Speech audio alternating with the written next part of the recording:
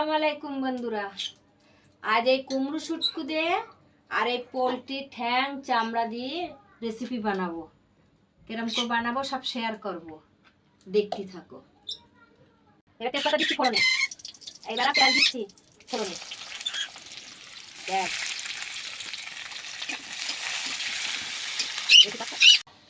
আদা আর রসুন বাটা দিচ্ছি। এবার দেখো আদা রসুন বাটা,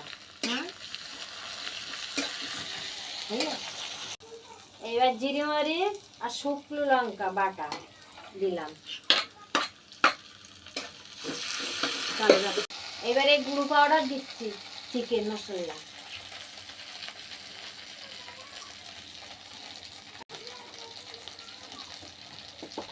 আবার লবণ দেব,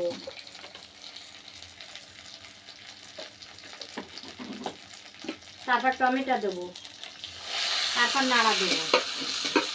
এবার আলু দিচ্ছি, আলুটা কষাই নেব, তারপরে গিয়ে আবার একটু পরে বাকি দিচ্ছি।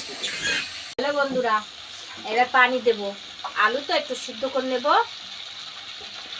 সিদ্ধ করার পরে তারপরে একটু পানি দিয়ে দিলাম। এবার এটা ঢেকে দেবো, একটু সিদ্ধ হয়ে যাবে।